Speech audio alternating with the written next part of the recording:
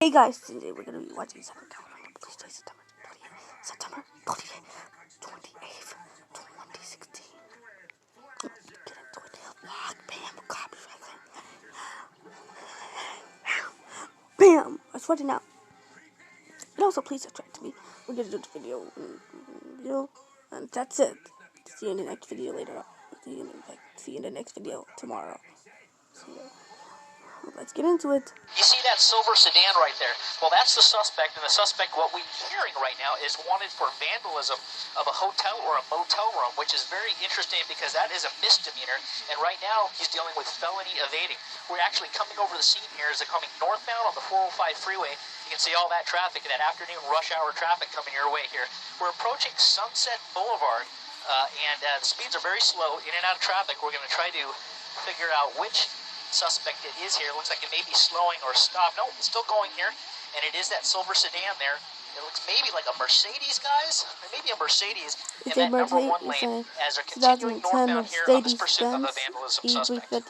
All right, we're going to go right now to CHP Officer Kevin Tao to maybe give us some more information, California shed some light on the situation. Are you there, Officer Tao? Yes, I am.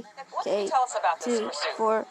Well, what we know is the Inglewood PD is the initially looking for a suspect that was apparently involved in the vandalism at a hotel room. Yes, he's dealing with evading charges.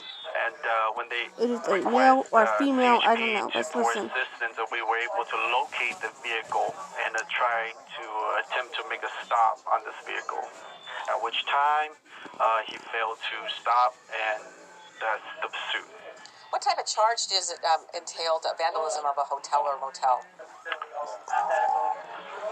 Well, at this time, we don't know what type of vandalism was done, but we do know for sure that it was a type of vandalism that was a potential property damage to the hotel. Again, is he stopping for a reason? I'm sorry, Colleen, I didn't interrupt you. I don't know. It looks like there's traffic ahead of him. Traffic in front of him. It's LNE. Yeah, it's like there's he's traffic, kind of stopping and being courteous and giving distance in front of him, not tailgating. I mean, really, we haven't seen one of these sort of slow, very slow chases where the driver is minding everything except for pulling over. Right. Yeah, and this might be one of those situations that spike strip would be something that they would plan to do. We're going to try to get a little closer look here, trying to gauge our ledge, get on the long end, use the digital double. We're trying to see if we can look into that front windshield right now and get a better look at the suspect, see what his demeanor is. Well, there's the freeway overpass there, so we're going to have to wait a second on that. And as soon as he comes back, we'll take another look. But trying to see what his demeanor is, what his state of mind may be. Is he reaching around in the passenger area of the vehicle? That's always a big concern for officers. So we'll take a look at that here. Slow down just a little bit, Marcus, and we'll try to get a better look inside this Mercedes coupe. From what we understand, this is not a stolen car, so the guy obviously is, if he just vandalized a hotel or motel room in Inglewood, we don't really know much about him except that he is following the rules. He's being polite on the road, but right. I mean, it is very telling why the suspect will not pull over.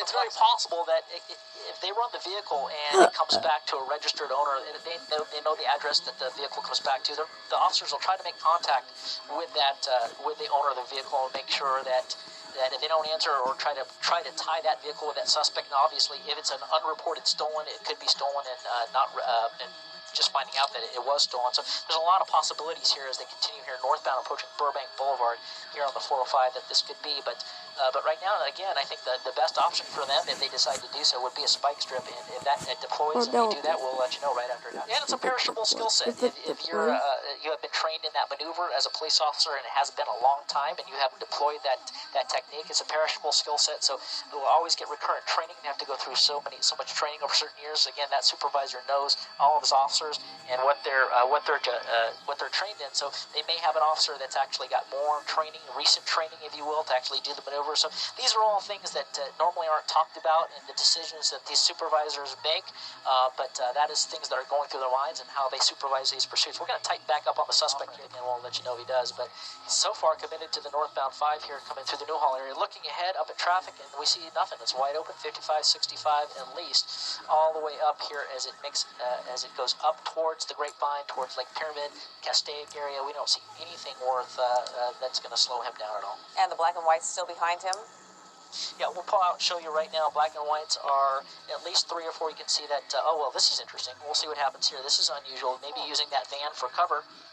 Well, he was going to try to. He was going to try to get behind that van, use it for cover, maybe pop in and surprise the suspect. But the van had different plans, so he continues northbound. But it almost looked like he wanted to maybe get a better look at the suspect or put himself in a position to do a pit maneuver. Yeah, it looked like that van didn't want anything to do with that situation. No. He got out of that situation very quickly.